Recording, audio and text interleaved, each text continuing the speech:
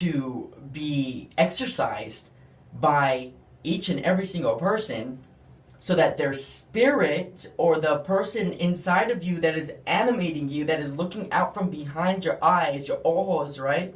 It's looking out behind you. That's what gets nourishment. And in that nourishment, if it can feed off of virtue, what it does is it gets lighter and lighter, lighter and lighter and lighter and lighter and lighter, until you are now just your new nature is of a virtuous, a virtuous attitude, a virtuous beatitude.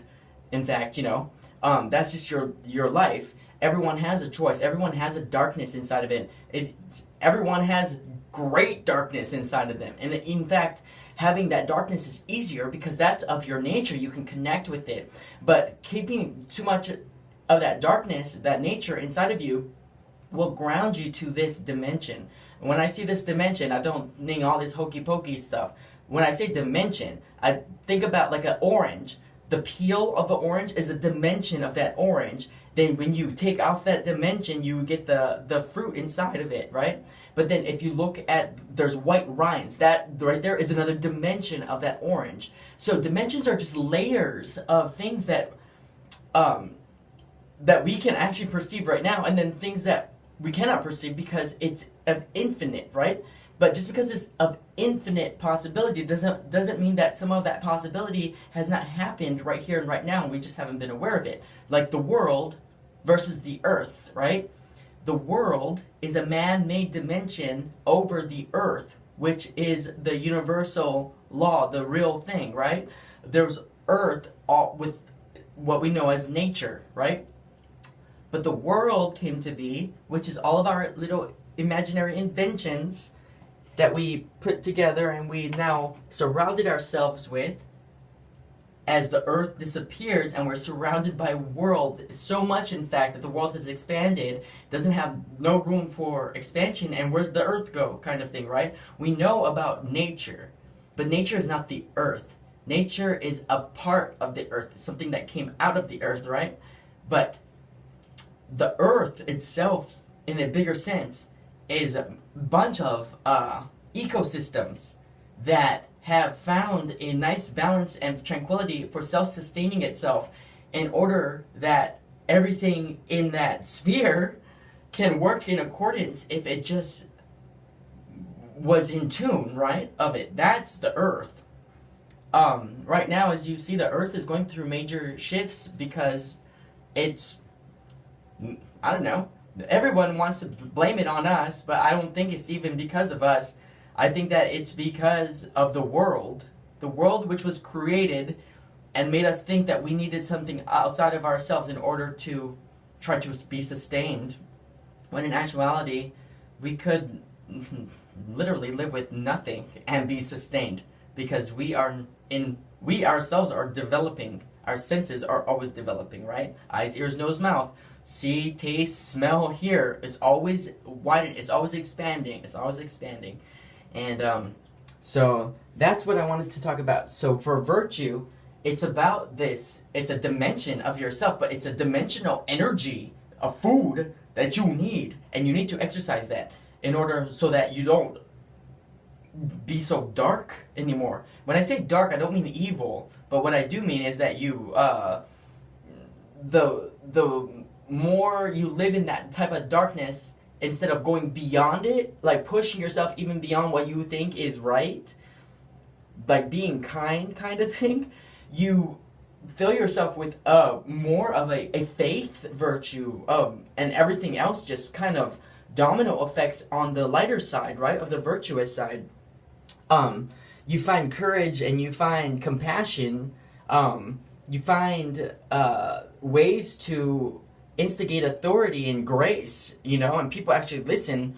Sometimes they say, like, the scariest thing is when there's just silence, when you expect someone to be yelling or being loud and they're just silent. That's even kind of scarier and eerie. It's that opposite, right? But who would have ever thought that silence and just the look and the silence would get somebody who was all external, loud, and obnoxious, in a sense of silence, pretty much a halting, right?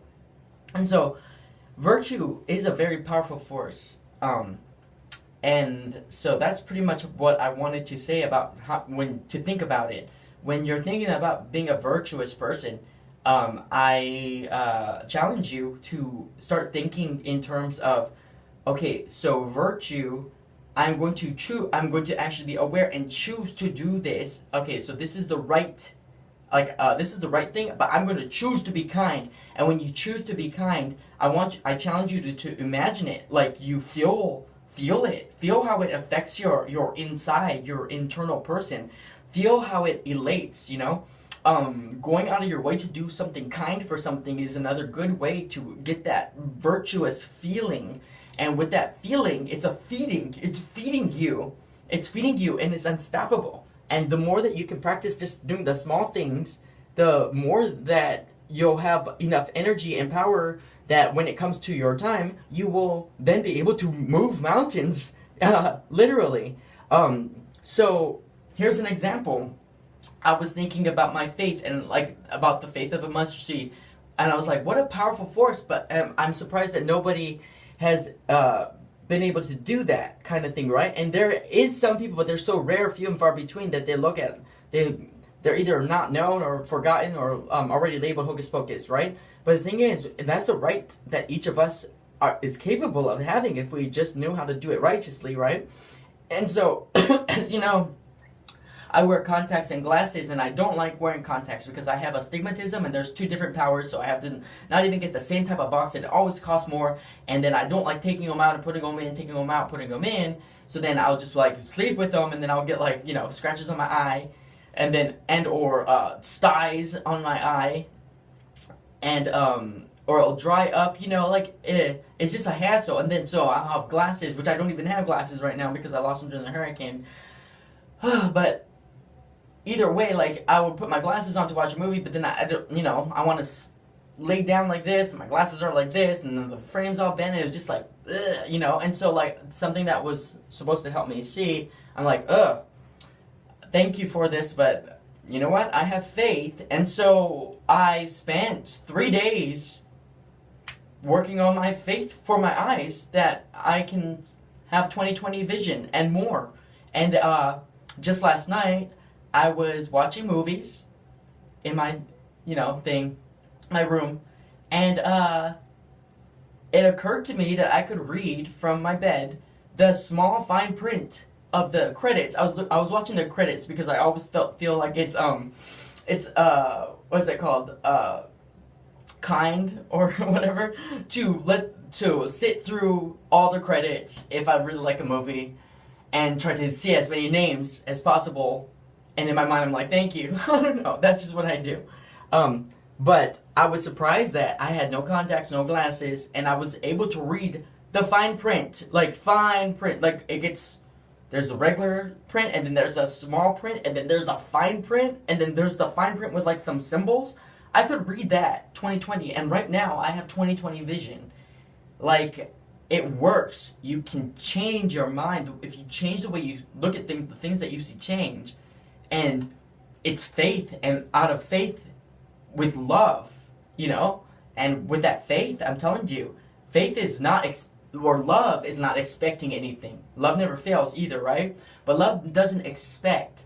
And so you need to have a soundness of your love with a faith that is certain. And that certainty in your faith is a grounding mechanism to that that non-expectant spirit. And when you have those two combined, what will happen is you let go of the world, pretty much. You let go, you let go of the Bible, you let go of the Word God, you let go of everything, and you just are, right?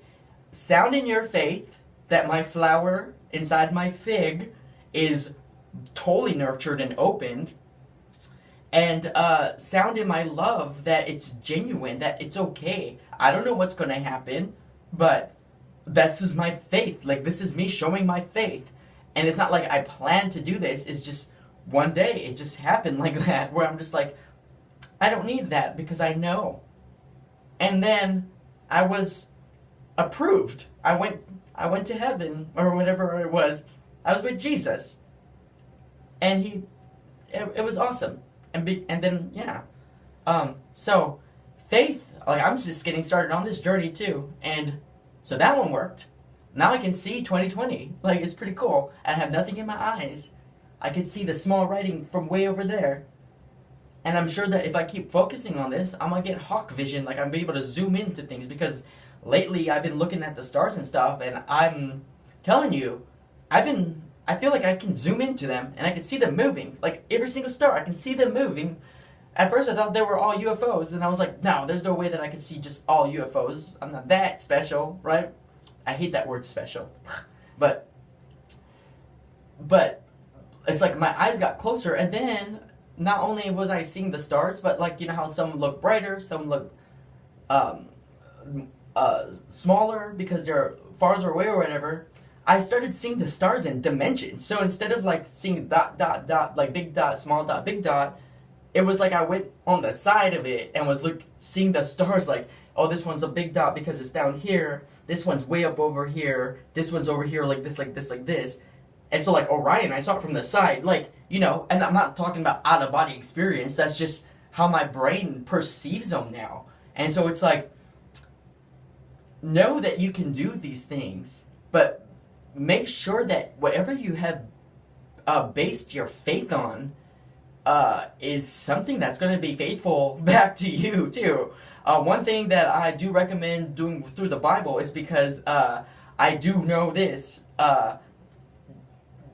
God keeps his promises. If he says he's going to do something, he's going to do something.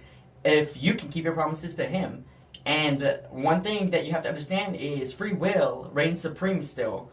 And free will was given to us by God Almighty. And of course, he could break through your free will whenever he wanted to.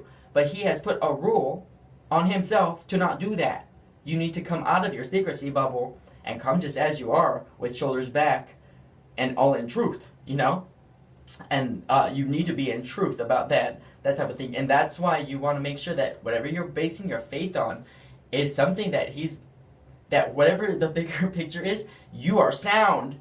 You are in love and in faith of whatever you believe to the fullest, or else you'll be looking like a fool, and you won't get the right thing. You'll be deceived, like so many people I see right now with this whole rapture thing. But why I do recommend the Bible, not because of culture, not because of religion, not because I'm even a Christian. I'm a believer. I am a child of God from the kingdom of heaven. I don't no longer have to call myself a Christian. That right there, like all that stuff worked when it worked, but it is being pushed into cultures, right? Nomenclature, culture, scientific, and when that happens, you be leaning on your own understanding, and it doesn't work no more. You know, the titles have changed, and so it's that cuspian. We're in that cusp period. We're ending a covenant that we have made with God for the generation of 1,000 generations, you know? And we are in generation 999. That's why we are the first fruits that is able to do this. And yeah, so that's what I challenge you. Work on your virtues, because with your virtue, you will feel yourself being fed. And in that sense, be more aware of that feeling. Get in touch with that feeling, because then you'll be more in touch with your spirit at least. And then from there, if you don't have a belief, if you don't have a faith, something to ground yourself in, even if you're atheist, then I challenge you to live like an atheist. Fully let go of your atheism and just go live, you know? If you are a Christian, live like a Christian. If you have matured enough, then put it away and go live it. Go live it. Go live it for like a month. Go live it for like a year. That's what I did. I made it a point. I went on a spiritual quest for 1 whole year. And that's why at the end of that year, I got my approval. And that whole thing happened.